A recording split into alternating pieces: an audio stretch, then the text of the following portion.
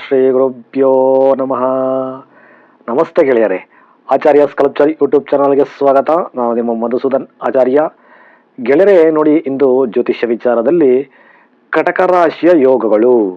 ಯಾರ್ಯಾರು ಕಟಕ ರಾಶಿಯಲ್ಲಿ ಹುಟ್ಟಿರ್ತೀರಾ ಅಂಥವರ ಜಾತಕದಲ್ಲಿ ಚಂದ್ರನು ಕಟಕ ರಾಶಿಯಲ್ಲಿ ಇದ್ದಾಗ ಕೆಲವೊಂದು ಗ್ರಹಗಳಿಂದ ಉಂಟಾಗ್ತಕ್ಕಂಥ ಯೋಗಗಳು ಯಾವ ರೀತಿ ನಾವು ಜಾತಕದ ಮುಖಾಂತರ ತಿಳ್ಕೋಬಹುದು ನೋಡಿ. ಉದಾಹರಣೆಗೆ, ಯಾರ್ಯಾರು ಕಟಕ ರಾಶಿಯಲ್ಲಿ ಹುಟ್ಟಿರ್ತೀರ ಅದರಲ್ಲೂ ಕಟಕ ರಾಶಿಯಲ್ಲಿ ಬರ್ತಕ್ಕಂಥದ್ದು ಪುನರ್ವಸು ನಕ್ಷತ್ರ ಒಂದು ಪಾದ, ಅಂದ್ರೆ ಪುನರ್ವಸು ನಕ್ಷತ್ರದ 4ನೇ ಪಾದ ಬರುತ್ತೆ, ಪುಷ್ಯ ನಕ್ಷತ್ರದ 4 ಪಾದಗಳು ಬರುತ್ತೆ, ಹಾಗೂ ಆಶ್ಲೇಷ ನಕ್ಷತ್ರದ 4 ಪಾದಗಳು ಬರುತ್ತೆ. ಟೋಟಲ್ ಆಗಿ 3 ನಕ್ಷತ್ರ 9 ಪಾದ ಬರತಕ್ಕಂಥದ್ದು ಕಟಕ ರಾಶಿಯಲ್ಲಿ. ಸೊ ಈ 3 ನಕ್ಷತ್ರಗಳಲ್ಲಿ ಯಾರೇ ಹುಟ್ಟಿದ್ರು ಕಟಕ ರಾಶಿ ಆಗ್ತದೆ. ಆಗ ರಾಶ್ಯಾಧಿಪತಿಯಾಗಿರ್ತಕ್ಕಂಥ ಚಂದ್ರ, ನಕ್ಷತ್ರಾಧಿಪತಿಯಾಗಿರ್ತಕ್ಕಂಥ ಗ್ರಹ, ಈ 2 ಗ್ರಹಗಳ ಒಂದು ಉತ್ತಮ ಸ್ಥಿತಿಯಿಂದ ಕಟಕ ರಾಶಿಯವರ ಜೀವನ ಜಾತಕದಲ್ಲಿ ನಾವು ಅದ್ಭುತವಾದಂಥ ಯೋಗಗಳ ಬಗ್ಗೆ ತಿಳ್ಕೋಬಹುದು ನೋಡಿ. ಉದಾಹರಣೆಗೆ, ಯಾರಾದರೂ ಕಟಕ ರಾಶಿಯಲ್ಲಿ ಹುಟ್ಟಿದ್ದು ಕಟಕ ರಾಶಿಗೆ 11ನೇ ಮನೆಯಲ್ಲಿ ಶನಿ ಇದ್ರೆ, ಕಟಕ ರಾಶಿಗೆ 7ನೇ ಮನೆಯಲ್ಲಿ ಶನಿ ಇದ್ರೆ, ಕಟಕ ರಾಶಿಗೆ 2ನೇ ಮನೆಯಲ್ಲಿ ಶನಿ ಇದ್ರೆ ನೋಡ್ಕೊಳ್ಳಿ, ಇವರಿಗೆ ಭೂಮಿಯಿಂದ ವಿಪರೀತ ಲಾಭ ಆಗ್ತದೆ. ಹಾಗೂ ವ್ಯವಸಾಯ ಮಾಡತಕ್ಕಂಥ ಯೋಗ, ಕೃಷಿ ಭೂಮಿ ತಗೊಳ್ತಕ್ಕಂಥದ್ದಿರಬಹುದು, ಅಥವಾ ತಂದೆ ಅಥವಾ ತಾಯಿ ಮನೆ ಕಡೆಯಿಂದ ಆಸ್ತಿ ಬರ್ತಕ್ಕಂಥದ್ದಿರಬಹುದು, ಅಥವಾ ತಾಯಿಯಿಂದ ಹೆಚ್ಚು ಸೌಲಭ್ಯಗಳು ಸಿಗ್ತಕ್ಕಂಥದ್ದು, ತಾಯಿ ಯಾವುದಾದ್ರೂ ಒಂದು ಕೆಲಸ ಮಾಡಿ ಸಂಪಾದನೆ ಮಾಡಿ ದುಡ್ಡಿನ ಒಂದು ಅನುಕೂಲ ಮಾಡ್ಕೊಳ್ತಕ್ಕಂಥ ಒಂದು ವ್ಯವಸ್ಥೆ ಕಟಕ ರಾಶಿಯಲ್ಲಿ ಹುಟ್ಟಿರ್ತಕ್ಕಂಥವ್ರಿಗೆ ತುಂಬಾ ಅನುಕೂಲಕರವಾಗಿರುತ್ತೆ.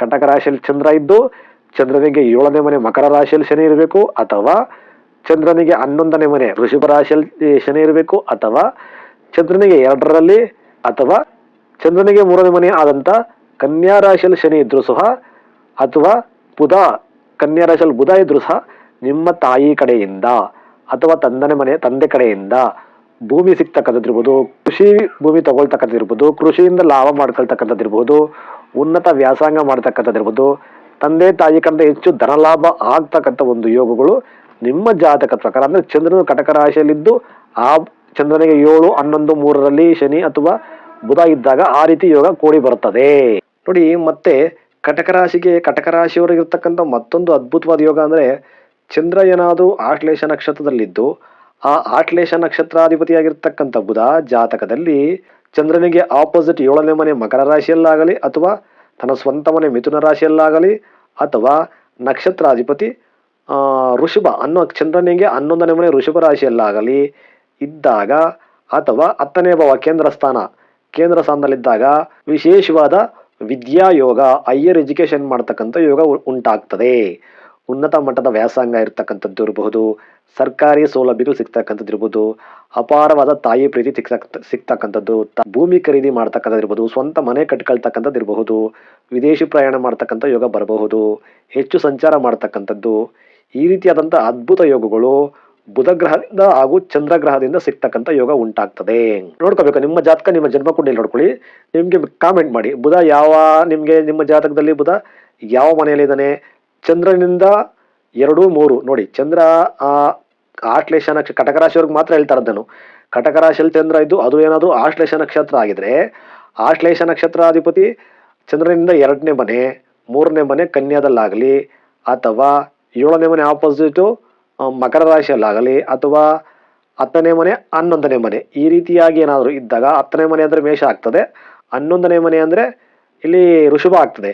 ಈ ರೀತಿಯಾಗಿ ಬುಧ ಗ್ರಹ ಸ್ಥಿತನಾಗಿದ್ದಾಗ ಉನ್ನತ ಮಟ್ಟದ ವ್ಯಾಸಂಗ, ವಿದೇಶಿ ಪ್ರಯಾಣ ಇರ್ಬೋದು, ಉದ್ಯೋಗದಲ್ಲಿ ಹೆಚ್ಚು ಲಾಭ ಮಾಡ್ಕೊಳ್ತಕ್ಕಂಥದ್ದು ಇರ್ಬೋದು, ತಾಯಿ ಕಡೆಯಿಂದ ಧನಲಾಭ ಆಗ್ತಕ್ಕಂಥದ್ದು, ತಾಯಿ ಪ್ರೀತಿಯಿಂದ ಹೆಚ್ಚು ನೀವು ಅಭಿವೃದ್ಧಿ ಉಂಟಾಗ್ತಕ್ಕಂಥದ್ದು, ತಾಯಿಯಿಂದ ಸೌಕರ್ಯ ಸಿಗ್ತಕ್ಕಂಥದ್ದು ಇರಬಹುದು, ಈಗ ಸ್ವಂತ ಮನೆ ವಾಹನ ಖರೀದಿ ಮಾಡುವಾಗ ಬರ್ತಕ್ಕಂಥದ್ದು, ಧನ ಸಂಪಾದನೆ ಹೆಚ್ಚಾಗ್ತಕ್ಕಂಥದ್ದು, ಸೂಕ್ಷ್ಮವಾದ ಬುದ್ಧಿ, ಅತ್ಯುತ್ತಮವಾದಂಥ ಒಂದು ಏನ್ ಹೇಳ್ತೀವಿ ವ್ಯಾವಹಾರಿಕ ಜ್ಞಾನ ಇರತಕ್ಕಂಥ ಒಂದು ಯೋಗ ನಿಮಗೆ ಉಂಟಾಗ್ತದೆ. ನಂತರ ಕಟಕ ರಾಶಿಯಲ್ಲಿ ಚಂದ್ರ ಪುಷ್ಯ ನಕ್ಷತ್ರದಲ್ಲಿದ್ದಾಗ, ಚಂದ್ರ ಕಟಕ ರಾಶಿಯಲ್ಲಿ ಪುಷ್ಯ ನಕ್ಷತ್ರದಲ್ಲಿ ಹುಟ್ಟಿರ್ತಕ್ಕಂಥವ್ರು, ಅಂದ್ರೆ ಇಲ್ಲಿ ಪುಷ್ಯ ನಕ್ಷತ್ರಾಧಿಪತಿ ಶನಿನೂ ಅಷ್ಟೇ ನಿಮ್ಗೆ ತನ್ನ ಸ್ವಂತ ಮನೆ ಮಕರ ಅಥವಾ ಕುಂಭದಲ್ಲಾಗಲಿ, ಅಥವಾ ವೃಷಭದಲ್ಲಾಗಲಿ, ಅಥವಾ ಮೇಷ ಅಥವಾ ಕನ್ಯಾದಲ್ಲಾಗಲಿ, ಅಥವಾ ಪುಷ್ಯ ನಕ್ಷತ್ರದಲ್ಲಿ ಹುಟ್ಟಿರ್ತಕ್ಕಂಥವ್ರು ಶನಿ ಏನಾದ್ರೂ ಇಲ್ಲಿ ತುಲಾ ರಾಶಿಯಲ್ಲಿ ಉಚ್ಚ ಸ್ಥಾನದಲ್ಲಿದ್ದರೆ ಖಂಡಿತವಾಗ್ಲೂ ನಿಮಗೆ ರಾಜಯೋಗ,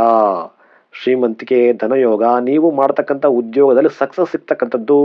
ಕೃಷಿ, ಕೆಲವರು ಯಾರಾದರೂ ವ್ಯವಸಾಯ ಮಾಡ್ತಾ ಇದ್ರೆ ಅವರಿಗೆ ಕೃಷಿಯಿಂದ ಲಾಭ ಆಗ್ತಕ್ಕಂಥದ್ದು, ಕೃಷಿ ಭೂಮಿ ಖರೀದಿ ಮಾಡ್ತಕ್ಕಂಥದ್ದು ಇರಬಹುದು. ಹಾಗೂ ನಿಮಗೆ ವಿಶೇಷವಾಗಿ ಸರ್ಕಾರಿ ಕೆಲಸ ಸಿಗೋ ಚಾನ್ಸಸ್ ಜಾಸ್ತಿ ಇರುತ್ತೆ, ಅಥವಾ ಸರ್ಕಾರಿ ವ್ಯಕ್ತಿಗಳಿಂದ ಲಾಭ ಆಗ್ತಕ್ಕಂಥ ಚಾನ್ಸಸ್ ಇರ್ತದೆ. ಆಮೇಲೆ ಅದಕ್ಕಿಂತ ಹೆಚ್ಚು ಲಾಭ ತಂದು ಕೊಡ್ತಕ್ಕಂಥದ್ದು ಯಾವುದಪ್ಪ ಯೋಗ ಅಂದರೆ ನಿಮಗೆ ಸ್ವಂತ ಬಿಸ್ನೆಸ್ ಇಂದ.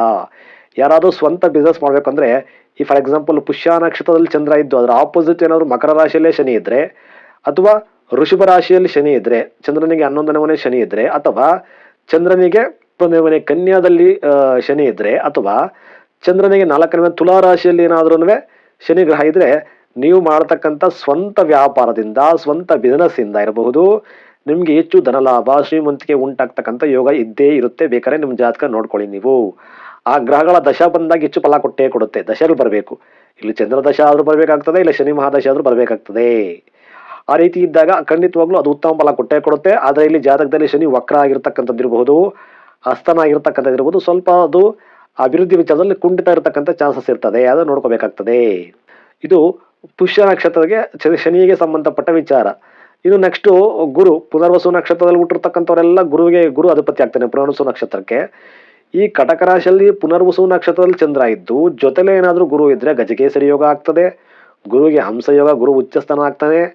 ಇದು ಅತ್ಯುತ್ತಮವಾದಂಥ ದೈಹಿಕ ಶಕ್ತಿ, ಆರೋಗ್ಯ, ಆಯುಷ್ಯು, ಪುತ್ರ ಸಂತಾನ, ಪ್ರೀತಿ, ಪ್ರೇಮ, ವಂಶಾಭಿವೃದ್ಧಿ, ಸ್ವಂತ ಮನೆ, ಭೂಮಿ ಯೋಗ, ತಾಯಿ ಸೌಖ್ಯ, ತಾಯಿ ಮನೆ ಕಡೆಯಿಂದ ಆಸ್ತಿ ಬರ್ತಕ್ಕಂಥದ್ದು ಇರ್ಬೋದು, ಹೈಯರ್ ಎಜುಕೇಶನ್ ಮಾಡ್ತಕ್ಕಂಥದ್ದು ಇರ್ಬೋದು, ನಿಮ್ಮ ಕುಟುಂಬದಲ್ಲಿ, ನಿಮ್ಮ ಫ್ಯಾಮಿಲಿಯಲ್ಲಿ ಒಂದು ಉತ್ತಮವಾದಂಥ ವ್ಯಕ್ತಿತ್ವ ಇರತಕ್ಕಂಥ, ನೀವು ಲೀಡರ್ಶಿಪ್ ಕ್ವಾಲಿಟಿ ಇರತಕ್ಕಂಥ ಗುಣ ಹೊಂದತಕ್ಕಂಥದ್ದು, ಆಮೇಲೆ ಜ್ಯೋತಿಷ್ಯ ಜ್ಞಾನ ಪಡ್ಕೊಳ್ತಕ್ಕಂಥದ್ದು, ಸರ್ಕಾರಿ ಉದ್ಯೋಗ ಸಿಗ್ತಕ್ಕಂಥದ್ದು ಇರಬಹುದು. ಹಾಗೂ ನೀವೇ ಸ್ವಂತ ಒಂದು ಶಾಲೆನೋ ಅಥವಾ ನೀವೇ ಒಂದು ಸಂಸ್ಥೆ ಕಟ್ಟತಕ್ಕಂಥದ್ದು ಇರಬಹುದು. ಹಾಗೂ ಟೀಚಿಂಗ್ ಪ್ರೊಫೆಷನ್, ನಿಮಗೆ ಇದು ಗುರುತ್ವ ಅಂತಕ್ಕಂಥದ್ದು, ಟೀಚಿಂಗ್ ಮಾಡ್ತಕ್ಕಂಥದ್ದು, ಮ್ಯಾನೇಜ್ಮೆಂಟ್ ಮಾಡ್ತಕ್ಕಂಥದ್ದು, ಒಂದು ಕಂಪ್ನಿಯಲ್ಲಿ ಮ್ಯಾನೇಜರ್ ಆಗ್ತಕ್ಕಂಥ ಯೋಗ ಬರ್ತಕ್ಕಂಥದ್ದು ಇರ್ಬೋದು, ಬ್ಯಾಂಕ್ ಮ್ಯಾನೇಜರ್ ಆಗ್ತಕ್ಕಂಥ ಯೋಗ ಇರಬಹುದು, ಅಥವಾ ನೀವು ಒಂದು ಶಾಲಾ ಕಾಲೇಜುಗಳಲ್ಲಿ ಪ್ರೊಫೆಸರ್ ಆಗ್ತಕ್ಕಂಥದ್ದು ಯೋಗ ಇರಬಹುದು. ಎಲ್ಲಾ ರೀತಿಯ ಅದ್ಭುತವಾದ ಯೋಗನ ಗುರು ಚಂದ್ರ ಕಾಂಬಿನೇಷನ್ ಕಟಕ ರಾಶಿಯಲ್ಲಿ ಉಂಟಾಗ್ತಕ್ಕಂಥದ್ದು ಇರ್ತದೆ. ಹಾಗಾಗಿ ಚಂದ್ರನ ಜೊತೆ ಗುರು ಇರ್ತಕ್ಕಂಥದ್ದು, ಹಾಗೂ ಚಂದ್ರನಿಂದ 4ನೇ ಮನೆಯಲ್ಲಿ ತುಲಾ ರಾಶಿಯಲ್ಲಿ ಗುರು ಇರ್ತಕ್ಕಂಥದ್ದು, ಚಂದ್ರನಿಂದ 5ನೇ ಮನೆ ವೃಶ್ಚಿಕ ರಾಶಿಯಲ್ಲಿ ಗುರು ಇರ್ತಕ್ಕಂಥದ್ದು, ಹಾಗೂ ಚಂದ್ರನಿಗೆ 7ನೇ ಮನೆ ಮಕರ ರಾಶಿಯಲ್ಲಿ ಗುರು ಇದ್ರೆ ಗುರು ನೀಚ ಆಗ್ತಾನೆ. ಆದರೆ ಚಂದ್ರನ ದೃಷ್ಟಿ, ಚಂದ್ರ ಗುರು ಒಬ್ಬನೊಬ್ಬರು ನೋಡೋದ್ರಿಂದ ನೀಚತ್ವ ಪ್ರಭಾವ ಕಮ್ಮಿಯಾಗಿ ಗಜಕೇಸರಿ ಯೋಗ ಉಂಟಾಗ್ತದೆ. ಆಗ ಚಂದ್ರನಿಗೆ 9ನೇ ಮನೆಯಲ್ಲಿ ಗುರು ಇರತಕ್ಕಂಥದ್ದು ಇರಬಹುದು, ಚಂದ್ರನಿಗೆ 10ನೇ ಮನೆಯಲ್ಲಿ ಗುರು ಇರತಕ್ಕಂಥದ್ದು, ಖಂಡಿತವಾಗ್ಲೂ ಅದು ಕಟಕ ರಾಶಿಯಲ್ಲಿ ಪುನರ್ವಸು ನಕ್ಷತ್ರದಲ್ಲಿ ಹುಟ್ಟಿರ್ತಕ್ಕಂಥವ್ರಿಗೆ ಹೆಚ್ಚು ಲಾಭ ತಂದು ಕೊಡುತ್ತೆ. ವಿದ್ಯಾಭ್ಯಾಸದ ವಿಚಾರ ಇರಬಹುದು, ಪ್ರೊಫೆಷನ್, ಕರಿಯರ್ ವಿಚಾರಕ್ಕೆ ತುಂಬಾ ಅನುಕೂಲ ಮಾಡಿಕೊಡುತ್ತೆ. ಚಂದ್ರನಿಗೆ ಆಪೋಸಿಟ್ ಇರ್ತಕ್ಕಂಥ ಗ್ರಹಗಳು ತುಂಬಾನೇ ಹೆಚ್ಚು ಫಲ ಕೊಡುತ್ತೆ. ಅದು ಶನಿ ಆದರೆ ತನ್ನ ಸ್ವಂತ ಮನೆ ಶಶಯೋಗ ಮಕರ ರಾಶಿಯಲ್ಲಿ ಆಗ್ತದೆ. ಸ್ವಂತ ವ್ಯಾಪಾರಕ್ಕೆ, ಸ್ವಂತ ಬಿಸ್ನೆಸ್ಗೆ ಇರಬಹುದು, ಹಾಗೂ ಕೃಷಿ ಭೂಮಿ ವಿಚಾರದಲ್ಲಿ ಇರ್ಬೋದು, ಲ್ಯಾಂಡ್ ವಿಚಾರದಲ್ಲಿ, ವೆಹಿಕಲ್ಸ್ ವಿಚಾರದಲ್ಲಿ, ಧನ ಸಂಪಾದನೆ ವಿಚಾರದಲ್ಲಿ, ವಿಶೇಷವಾದ ಉನ್ನತ ವ್ಯಾಸಂಗ ಮಾಡ್ತಕ್ಕಂಥದ್ದು ಇರ್ಬೋದು, ಕೆಲವರಿಗೆ ಡಾಕ್ಟರ್ ಓದ್ತಕ್ಕಂಥದ್ದು ಇರಬಹುದು, ಕೆಲವರಿಗೆ ವಿದೇಶ ಪ್ರಯಾಣ ಮಾಡ್ತಕ್ಕಂಥದ್ದು ಇರಬಹುದು. ಎಲ್ಲ ರೀತಿಯ ಅದ್ಭುತ ಫಲಗಳನ್ನು ಚಂದ್ರ ಶನಿ ಕಾಂಬಿನೇಷನ್ ಒಂದಕ್ಕೊಂದು ಕಟಕ ಮತ್ತು ಮಕರ ರಾಶಿಯಲ್ಲಿ ಕೊಡ್ತಕ್ಕಂಥದ್ದು ಇರ್ತದೆ. ಅದರಲ್ಲೂ ಚಂದ್ರ ಇರ್ತಕ್ಕಂಥ ನಕ್ಷತ್ರ ಅಧಿಪತಿ ಏನಾದ್ರೂ ಶನಿಯ ಜೊತೆ ಇದ್ರೆ, ಅಥವಾ ಶನಿಗಿಂತ 9ನೇ ಮನೆ ಭಾಗ್ಯ, ಶನಿಗೆ 9ನೇ ಮನೆ ಭಾಗ್ಯಸ್ಥಾನದಲ್ಲಿದ್ದರೆ ಅದ್ಭುತವಾದ ಫಲ ಕೊಟ್ಟೇ ಕೊಡುತ್ತೆ. ನೋಡಿ, ಇನ್ನು ವಿಶೇಷವಾಗಿ ಚಂದ್ರನಿಗೆ 10ನೇ ಮನೆ ಮೇಷರಾಶಿಯಲ್ಲಿ ರವಿ ಯಾವುದು ಉಚ್ಚಸ್ಥಾನ ಆಗಿದ್ರೆ, ಶನಿಗೆ 10ನೇ ಮನೆ ಬುಧ ಇದ್ರೆ ಅದು ಬುಧಾದಿತ್ಯೋಗ ಇರ್ಬೋದು. ಶನಿಗೆ 10ನೇ ಮನೆಯಲ್ಲಿ ರವಿ ಉಚ್ಚನಾಗಿದ್ದರೆ ಖಂಡಿತವಾಗ್ಲೂ ಇವರಿಗೆ ಸಿನಿಮಾ ಕ್ಷೇತ್ರ ಇರ್ಬೋದು, ನಟನೆ ಇರ್ಬೋದು, ರಾಜಕೀಯ ಪ್ರವೇಶ ಇರ್ಬೋದು, ರಾಜಕೀಯ ವ್ಯಕ್ತಿಗಳ ಪರಿಚಯ ಇರಬಹುದು, ಅಥವಾ ಡೈರೆಕ್ಟ್ ಒಂದು ನಿರ್ದೇಶಕತ್ವ, ನಾಯಕತ್ವ ಗುಣ ಇರ್ತಕ್ಕಂಥ ವ್ಯಕ್ತಿತ್ವಗಳಿರ್ತಕ್ಕಂಥದ್ದು, ಆಮೇಲೆ ತುಂಬ ದೈವ ಪ್ರೀತಿ ಇರ್ತಕ್ಕಂಥದ್ದು, ದೈವ ಭಕ್ತಿ ಇರ್ತಕ್ಕಂಥದ್ದು ಇರಬಹುದು, ದಾನ ಧರ್ಮ ಮಾಡ್ತಕ್ಕಂಥದ್ದು ಇರಬಹುದು, ತಂದೆ ಕಡೆಯಿಂದ ಹೆಚ್ಚು ಲಾಭ ತಗೊಳ್ತಕ್ಕಂಥದ್ದು ಇರ್ಬೋದು, ಕುಟುಂಬದಲ್ಲಿ ಶ್ರೇಷ್ಠ ವ್ಯಕ್ತಿಗಳಾಗ್ತಕ್ಕಂಥದ್ದು ಇರ್ಬೋದು, ನ್ಯಾಯ, ಸ್ವಾಭಿಮಾನ, ಅಂತರಂಗತೆ ಪರಿಶುದ್ಧವಾಗಿರ್ತಕ್ಕಂಥದ್ದು ಇರ್ಬೋದು, ಜನಸಾಮಾನ್ಯರಲ್ಲಿ ಗೌರವ ಇಟ್ಕೊಳ್ತಕ್ಕಂಥ ವ್ಯಕ್ತಿ ಆಗ್ತಕ್ಕಂಥದ್ದು ಎಲ್ಲರೂ ಸಹ ಇದು ಚಂದ್ರನಿಂದ 10ನೇ ಮನೆಯಲ್ಲಿ ರವಿ ಇರ್ತಕ್ಕಂಥದ್ದು ಖಂಡಿತವಾಗ್ಲೂ ಕೊಟ್ಟೇ ಕೊಡುತ್ತೆ. ಹಾಗೂ ಚಂದ್ರನಿಗೆ ಹಿಂದ್ಗಡೆ ಕುಜ ಇದ್ರೆ, ಹಾಗೂ ಚಂದ್ರನಿಗೆ ಮುಂದ್ಗಡೆ ಶನಿ ಅಥವಾ ಗುರು, ಈ ಗ್ರಹಗಳು ಬಂದಾಗ, ಬುಧ ಬಂದಾಗ ಅನಫ ಮತ್ತು ಸುನಫ ಯೋಗ ಆಗ್ತದೆ. ಅದು ನಿಜವಾಗ್ಲೂ ಅದ್ಭುತವಾದ ಶ್ರೀಮಂತಿಗೆ, ಧನಯೋಗ, ಒಳ್ಳೆ ಸ್ನೇಹಿತರ ಪರಿಚಯ, ಒಳ್ಳೆ ಸಂಬಂಧಿಕರು, ಒಳ್ಳೆ ವಿದ್ಯಾಭ್ಯಾಸಕ್ಕೆ ಹೆಚ್ಚು ಅನ್ವೇಷಣೆ ಮಾಡ್ತಕ್ಕಂಥ ಶಕ್ತಿ. ಈ ಕುಜ ಚಂದ್ರನಿಗೆ 12ನೇ ಮನೆಯಲ್ಲಿ ಕುಜ, ಚಂದ್ರನಿಗೆ 2ನೇ ಮನೆಯಲ್ಲಿ ಶನಿ ಅದ್ಭುತವಾದ ಶ್ರೀಮಂತಿಕೆ ಧನಯೋಗ ಕೊಟ್ಟೇ ಕೊಡುತ್ತೆ. ಯಾಕಂದ್ರೆ ಚಂದ್ರನಿಗೆ 12ನೇ ಮನೆಯಲ್ಲಿ ಯಾವುದೇ ಗ್ರಹ ಇದ್ರೂ ಅದನ್ನ ಅನಪಯೋಗ ಅಂತೀವಿ. ಚಂದ್ರನಿಗೆ ಮುಂದನೇ ಮನೆಯಲ್ಲಿ ಯಾವುದೇ ಒಂದು ಗ್ರಹ ಇರೋದಕ್ಕೆ ಸುನಪಯೋಗ ಅಂತ ಕರಿತೀವಿ.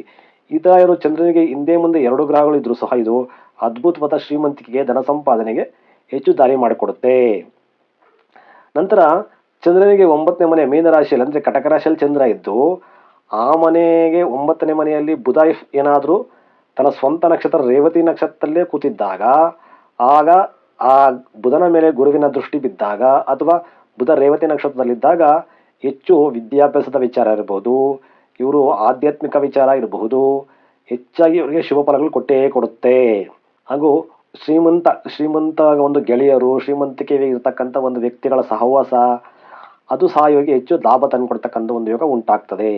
ಸೊ ಹಾಗಾಗಿ ನೋಡ್ಕೊಳ್ಳಿ, ನಿಮ್ಮ ಜಾತಕದಲ್ಲಿ ಕಟಕ ರಾಶಿಯಲ್ಲಿ ಹುಟ್ಟಿರ್ತಕ್ಕಂಥವ್ರು ನಿಜವಾಗ್ಲೂ ಚಂದ್ರ ಯಾವ ನಕ್ಷತ್ರದಲ್ಲಿ ನೋಡ್ಕೋಬೇಕು, ಆ ನಕ್ಷತ್ರ ಅಧಿಪತಿ 4, 7, 10, 11, 5, 9 ಈ ಭಾವಗಳಲ್ಲಿದ್ದರೆ ಅದ್ಭುತವಾದ ಫಲ ಕೊಡುತ್ತೆ. ನಂತರ ಚಂದ್ರನ ಜೊತೆ ಗುರು ಇದ್ರೆ ಖಂಡಿತವಾಗ್ಲೂ ಗಜಕೇಸರಿ ಯೋಗ ಆಗ್ತದೆ. ಅದು ಹೆಚ್ಚು ಶ್ರೀಮಂತಿಕೆಗೆ ಧನಯೋಗ ತಂದುಕೊಡುತ್ತೆ. ಚಂದ್ರನಿಗೆ ಆಪೋಸಿಟ್ ಕಟಕ ರಾಶಿಗೆ ಆಪೋಸಿಟ್ ಶನಿ ಇದ್ರೆ, ಕಟಕ ರಾಶಿಗೆ ಆಪೋಸಿಟ್ ಬುಧ ಇದ್ರೆ, ಕಟಕ ರಾಶಿಗೆ ಆಪೋಸಿಟ್ ಏನಾದರೂ ಕುಜ ಮಕರ ರಾಶಿಯಲ್ಲಿ ಉಚ್ಚನ ಆದರೆ ಶಶಿಮಂಗಳ ಯೋಗ ಆಗ್ತದೆ. ವಿಪರೀತವಾದ ಭೂಮಿ ಯೋಗ, ಸ್ವಂತ ವ್ಯಾಪಾರದಿಂದ ಧನಲಾಭ, ಶ್ರೀಮಂತಿಕೆ, ವಿದ್ಯಾಭ್ಯಾಸ, ಉನ್ನತ ಮಟ್ಟದ ವ್ಯಾಸಂಗ, ಸರ್ಕಾರಿ ನೌಕರಿ ಸಿಗ್ತಕ್ಕಂಥದ್ದಿರ್ಬೋದು, ಕಾಲೇಜ್ ಪ್ರೊಫೆಸರ್ ಆಗ್ತಕ್ಕಂಥದ್ದಿರ್ಬೋದು, ನೀವೇ ಸ್ವಂತ ಯಾವುದಾದ್ರೂ ವ್ಯಾಪಾರ ಸಂಸ್ಥೆಗಳು ಓಪನ್ ಮಾಡ್ತಕ್ಕಂಥದ್ದಿರ್ಬೋದು, ಎಲ್ಲ ರೀತಿಯ ಅದ್ಭುತ ಫಲಗಳನ್ನು ಆ ದಶೆಗಳಲ್ಲಿ ಕೊಟ್ಟೇ ಕೊಡುತ್ತೆ. ನಿಮ್ಮ ಜಾತಕ ನೋಡ್ಕೊಳ್ಳಿ. ಆ ಥರ ಯಾರಾದರೂ ಇದ್ರೆ ದಯವಿಟ್ಟು ಕಮೆಂಟ್ ಮಾಡಿ, ವಿಡಿಯೋ ಲೈಕ್ ಮಾಡಿ, ನೀವು ಅಭಿಪ್ರಾಯನ ಕಮೆಂಟ್ ಮಾಡಿ. ನಮಸ್ತೆ, ಒಳ್ಳೆಯದಾಗಲಿ.